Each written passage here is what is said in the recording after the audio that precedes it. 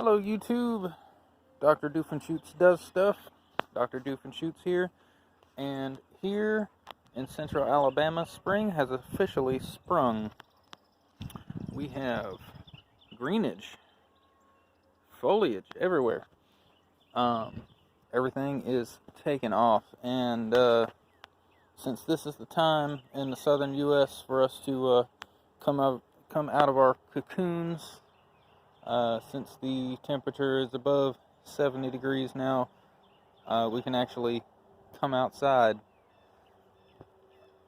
So I figured I'd switch gears a little bit and do a quick garden tour and show you guys a couple of things that I'm going to be doing and that I have done. Just getting the garden ready, getting the homestead situated for the spring planting season and for summer. So springtime here in the southern U.S., especially out here in the pines, means two things. It means weeds, like kudzu, which I have no shortage of. I don't know if you can see it out there, but of my 10 acres, about 5 of it is covered in kudzu, and it's starting to come out. The other thing is rattlesnakes. We have a lot of rattlesnakes out here. Years ago, they reintroduced indigo snakes into this general area, and they've helped a little bit. I've actually seen one out here a couple of years ago, and they actually eat rattlesnakes, but they barely put a dent in the population. So it's important to have a sidearm out here. So yeah, I'll go and check out a couple of things that I've put out here, trying to get them to come back out. Excuse the mess. I assure you, the inside of my house is not any better. So we've got moringa right here coming out, finally starting to emerge. I've been nursing it throughout the winter in the windowsill. This plant is a couple of years old now. I've got 2 of them. This one is just starting to come back out. You can kind of see it here. Just starting to come back out. The top of it died off, but they're pretty hardy plants. And this is pretty cool. It's one of the most nutritiously dense plants in the world. They call it the miracle tree. The leaves have orders of magnitude more nutrients than most of your typical edible plants. It's got more iron than spinach, more vitamin C than oranges, etc., etc. They're also notoriously difficult to grow because of their own nutritional requirements. I fertilize the crap out of these with hydroponic nutrients, and they seem to do pretty well. The problem down here, at least with them, is they do not like the cold at all. If it gets below freezing, they will die. But you basically eat the leaves off of these. It tastes a lot like horseradish, sort of a more green flavor, but it's got that spiciness of horseradish, and it's pretty good. So that's that. And let's see, I've got a pomelo that's got a bit of a trim, trying to help keep it from going into shock, and it looks like it's doing pretty well. This was actually in this pot, and I decided to take it out at this point and put it in its own pot. I need to clean all this crap up. That's for another thing. My poor little goji I rescued from the other property where we used to live. I actually went back there, and this was the only surviving piece of the beautiful bush that I had out there. It got taken over by weeds. All of it died except for this, and I think it just wasn't strong enough. I don't think it's gonna make it. Gooseberry is another superfood. I never really had too much luck with them. I had a nice bush, but it never really produced much. It's not a significant source of food, at least in my experience. We've got catnip, because they look pretty, and the cat likes it. I believe that's catnip, yep. And I think this is some more catnip. Nope, this is peppermint.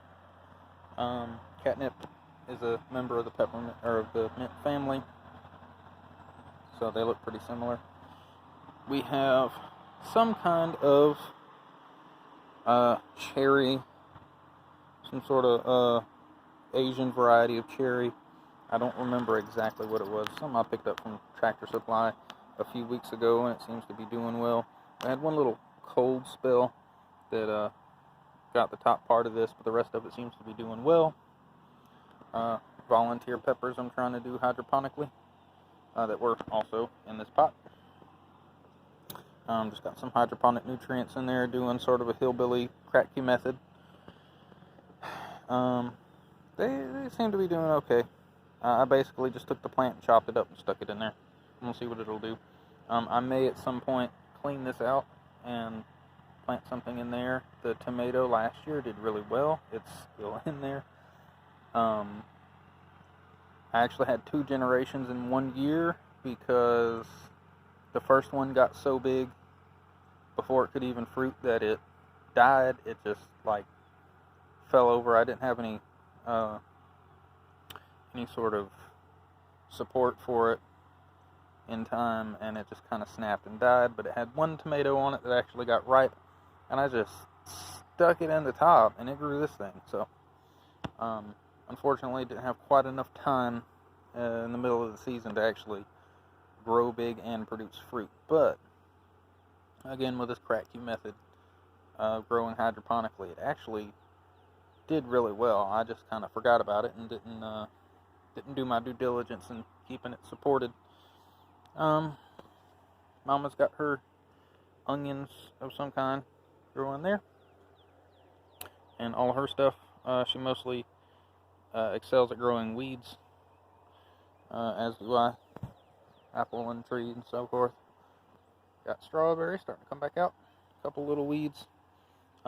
This is wood sorrel, which we have everywhere. Stuff that kind of looks like clover, but it's not. These are actually edible. If they weren't everywhere, they'd be nice. But this wood sorrel is what's it called? It's got some sort of acid anyway. It tastes like lemons. It's pretty good. If I'm not mistaken, I think the French actually used to use it as a substitute for lemonade. We've got a mix here that Mom planted. Some onion chives, I believe, and some lemon balm growing in this little pot. Some more onions, leeks, and more. I think these are garlic chives actually. And I found this half-dead rosemary. I stuck it in the ground, and hopefully we'll have a nice little hedge bush. They make really pretty bushes. More random crap. Mama's poor little asparagus. It's trying. It really is. I'm probably going to move it to the asparagus bed and see if I can get it a little more on its feet. This plant is 2 years old. Once you see my my other ones that are the same age, you'll kind of see what I'm talking about. This one's, it's trying, but it's not thriving. More lemon balm. More lemon balm. I love lemon balm. It makes great tea. It's good for adding to other tea, regular tea, like sort of a lemon tea when you don't have lemons. For some reason, I cannot grow citrus here to save my life. So, out here we've got weeds galore. these things are pretty interesting. See if I can remember the name of them offhand. But they're really good. They also have a little bit of a lemony flavor. It's a wild plant, but a lot of people grow them as sort of pot herb or a sort of a salad green. It's got a nice lemony flavor. Dock. This is bloody dock. I've also got, or no, this is curly dock. I've got bloody dock seeds, commercial seeds I actually ordered before I realized I had these here. So these damn things are everywhere. They are obnoxious as weeds, but they got a pretty good flavor if you actually cultivate them. And keep the bugs from eating the leaves. You can see the leaves are pretty well eaten up from the local wildlife. But if you were to actually plant them in a garden bed and take care of them and put some pesticides on them maybe, or just protect them somehow from bugs, then they actually have a really nice flavor. So I grow most of my edible plants in raised beds. I'm starting to build more and more as I can afford them. Here, I have Jerusalem artichokes and an Allen wrench, apparently. Here in the South, the world is our toolbox. So these 3 beds here, I think except for that middle one that I just put in, I forgot to do it. I'm using sort of a redneck version of hugelkultur. I basically just took a bunch of split logs and lined the bottom, and then put some topsoil on top of it. I just use the cheap Scott's topsoil, and I'm going to amend it with plenty of organic material as the season goes on, and sort of build it up a little more. You can see the Scott's stuff is mostly just wood chips more than anything else. Not a whole lot of actual broken down soil, and it does break down fairly quickly. This has actually sunk in quite a bit since I put it in. Anyway, Jerusalem artichokes, also known as sunchokes or fartichokes. It's a member of the sunflower family. They grow really well. It's a rhizome. It kind of looks like ginger. They're very aggressive growers, and once you get them in your yard, they're nearly impossible to get rid of. But they produce a lot. They have a good flavor to them, even though they are a bit difficult to clean. These, of course, haven't started coming up yet. It's just starting spring, and probably within the next couple of weeks they'll start coming out. For those of you that know, I've got about 50 plants in here, which is probably way too many. This is probably going to actually grow so much that it throws some of the soil out of the raised bed. They produce quite a bit, and 50 plants is probably a bit too much for this little tiny bed. But they're there. I got some asparagus I just put in. They're doing pretty good. This is the one that I didn't do the hugelkultur method in. And I've got to get some more topsoil to put in there. And fill it up. Honestly, I ran out of money for topsoil. This is like 20 bags, 25 bags in here, and it only filled it halfway. It takes a lot. Here, I did use the hugelkultur method, and these are doing pretty well. I still need to cut off some of this dead crap from last year, but these are starting to come out. I've gotten a couple of harvests off of them. Haven't been out here in about a week, and some of these are starting to splay out. But I've got some really nice purple ones, and I got some, I think they're called Mary Washingtons. I don't care, they're all asparagus to me. And you see the size of these. I've gotten some earlier this year that were almost as big around as my thumb. They're doing really, really well. So I think I'm going to keep doing this with this method and this topsoil, and just keep amending it with mushroom compost. that I've been producing from my old coffee grounds and mushroom spawn. I think I'm using blue oyster mushrooms. So I get a couple mushrooms every now and again, and then I have compost. So moving on to my trees, loquats. If you don't have loquats, you need them. They're cold hardy, they're evergreen, they look beautiful. They produce a ton of fruit. It's kind of like a plum. I think they might actually be a drupe, but I'm not sure. No, they have multiple seeds, so they're not a drupe, I don't think. But it's basically a Japanese plum, little yellow plum. If you're from Florida or around that area, you know, if you have one of these in your front yard, every summer you're going to have like 50 kids hanging off of your tree. They're pretty good. Got another one here. You got to have at least 2 for pollination. And I have a rescue that I rescued from the old place. This tree is the same age as that tree, and it's the same age as that tree. That one actually got blown over, is why it's so small, and it's come back almost all the way down to the roots. So they're pretty hardy. I mean, the wind broke the branches, like every single branch, and laid it over, and all those branches died, and it came back from the roots. So if that's not a hardy tree, I don't know what is. This is weeds. This was supposed to be a blueberry, and the blueberry died, and I haven't cleaned that out yet. I don't know what I'm going to put there, but probably some kind of bush.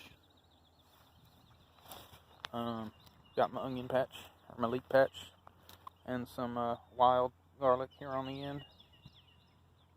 They're doing pretty well. One thing I really like about the raised beds is it's easy to keep the weeds out. If you're using dirt from your yard, you're going to have a bunch of little stuff that comes up, and you got to kind of pick that out. But once you get it weeded pretty good the first time, all your weeds that are going to start coming up are going to be small, because they're all going to be coming in from seed that gets blown in. So it's pretty easy to keep maintained once you get it established. So these are my pride and joy. I love these trees. Just starting to come out. I know I have a shit ton of tires in my yard. This is a Paw Paw. This one I got as a seed from Kentucky State University. And it's really cool. It's one of the only tropically plants native to Alabama. It's an absolutely ancient plant. It doesn't even really have true flowers. These flowers are just modified leaves, the petals on the flowers. And it has no smell. It doesn't smell sweet. I've read, I'm not entirely sure, that it smells mildly of rotting meat, although I can't smell it. Even smelling the flowers directly, I can't smell anything like that. I can't smell anything at all. But it's pollinated by flies. So it tries to attract the flies, and the flies do the pollinating instead of bees. So I don't think it actually even produces nectar. It just smells. But like I said, I can't smell it. So if you plant these, you don't really have to worry about unpleasant smells in your garden, as far as I can tell. This tree is about 5 or 7 years old. I can't remember which, but I grew it from seed. This is the same age. These are also very hardy trees. This one has been run over multiple times, eaten by a cat, eaten by a dog. It has died back every year for the last 7 years. I mean, this poor thing has been through it, but it's coming back. And for the first time this year, it's actually come back directly from the trunk.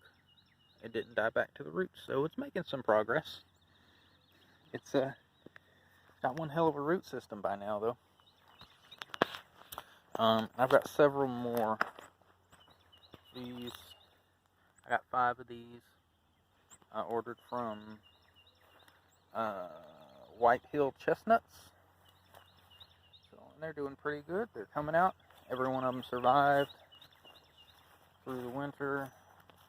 We had a bit of a cold snap after everything started coming out, and it killed the original leaves that came out.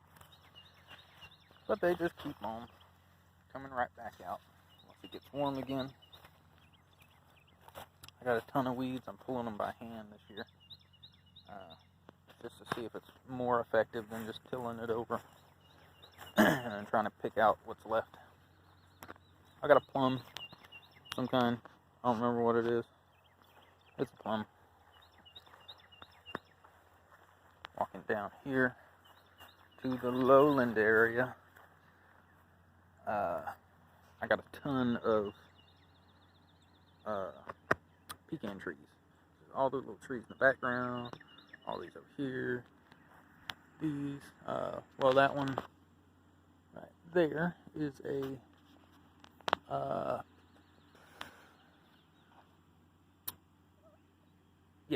North American persimmon. Little tiny persimmon. Outsize of a pecan. Deer love them. Got some kind of banana. Got it from a friend. I don't know what kind of banana. Might be Cavendish, might be ladyfinger, I don't know. I highly doubt it's anything cool like a Gros Michel or anything like that, but it's a banana. It may or may not produce fruit, I don't know. A lot of them down here, or rather up here, our winters just come a little too fast and they don't have time to actually grow to full maturity. Got a peach, and it's been there for a couple of years. It's starting to come out. And black elderberry. This is wild black elderberry. I actually got this from my old property. It was grown wild out there. These are pretty cool. The entire plant is poisonous, except for the berries. Like, even the tiny stems that the berries grow on are poisonous. But they make really good jelly. And it's actually the main ingredient in Sambucol. Sambucol, I think? Yeah. It supposedly has antiviral properties. And I have heard that it is effective against a certain round spiky virus. Although I cannot confirm that. Got a pear. And I believe it's a Bartlett pear. Kefir pear. Never grew one of those. Here, I'm hoping it comes out this year. So I've never actually had one of these. This is a Gooseberry, I believe. It's not looking so hot, but it's come out so far, and the stem seems pretty substantial. We'll see how it does. I don't really nurse these too much because I want things that are just gonna live out here without me having to babysit. I have what I believe is Serviceberry here, and it's doing pretty good. It's coming back out. It's actually got run over by the lawnmower. It was substantially larger than this, but anyway. We'll see if we actually get anything off of it this year. And over here, you can kind of see it's kind of all over the place out here. Ooh, these are cool. Bug spray plant. Beadaberry. I got a ton of these out here. They make a whole bunch of berries. They don't really have a whole lot of flavor as they come off the plant, but they make a great jelly. Just has a nice, light, pleasant berry flavor. although the fresh berries have a little bit of a chemically taste. It's not really that bad. It's sort of an acquired taste, but they're pretty cool. Native plant, and cool thing is you can actually take these leaves and sort of crush them in your hands and rub them all over you, and they keep mosquitoes away. Got another one.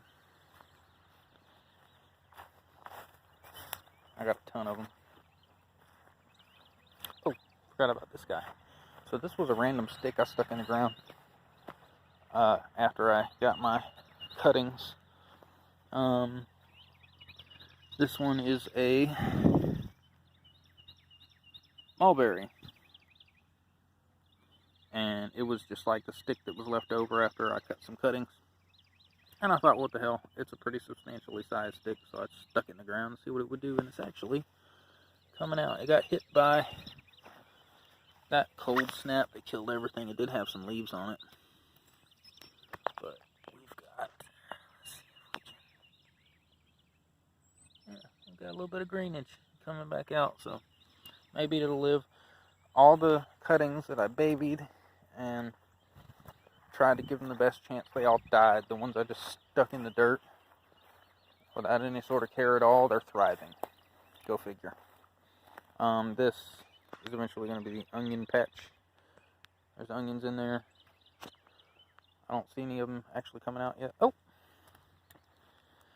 Never mind. We've got baby onions. Baby onions. Alright, cool. Haven't checked on those in about a week. This is Mama's garden. The weeds are coming out. She's got basically a random mix of everything. She pretty much, she'll find volunteers that come up in the yard and just start building the garden around those. I don't know if she actually planted these collards or not, but they're doing really well. The volunteers seem to do really well out here. Where, you know, we have a bad, well, either when our plants go to seed, we just let them go to seed, or when you have like a bad squash or something like that, we just leave it in the yard, and we'll get volunteers, and they usually do exceptionally well out here. So anyway, I got collards. We put some sunflowers out here. I came out here last week and got some of the bigger weeds out, but it's going to be a struggle. Because there's a ton of weeds. I want to say these are some kind of pole bean. They might be contender beans. I'm not entirely sure what exactly they are. A whole bunch of other crap over there. I know on the very end she's got some okra. A ton of okra. Which is weird because neither one of us actually eat okra. Unless it's pickled or fried. Cannot do boiled okra. You put a single okra in anything boiled and I will not eat it. Stuff is gross.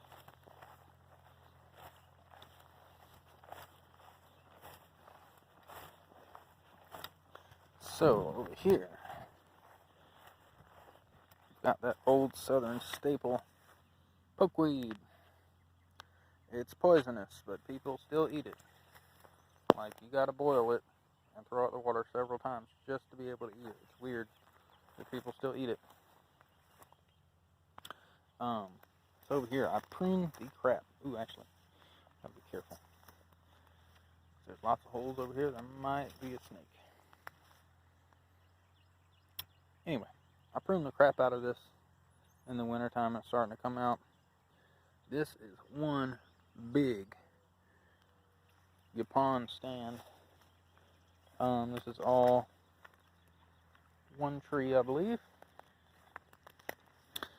Yapon is the most caffeinated plant native to North America. Its scientific name is Ilex vomitoria.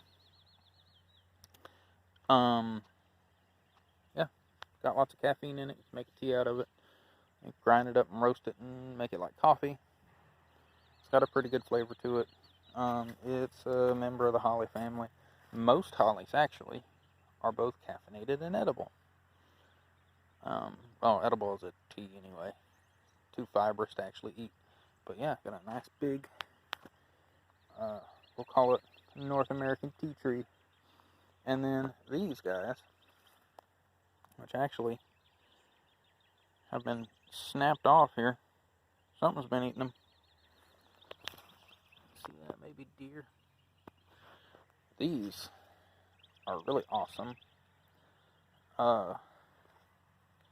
Little vine called greenbrier. Greenbrier. Excuse me, I have a speech impediment. So they look like this, and they have sort of a rhizome that they come up from, and they make that weird, crazy shape. And these things are huge. A vine this big around, it could grow about 10 or 15 feet straight in the air, and it'll wrap around a tree. It'll grow all the way to the top of the tree, and then spread out and make berries. The birds love the berries, which I think the berries are actually poisonous, if I'm not mistaken. I don't know for sure, but you'll see some of these homesteader doomsday prepper types on YouTube talking about using the roots for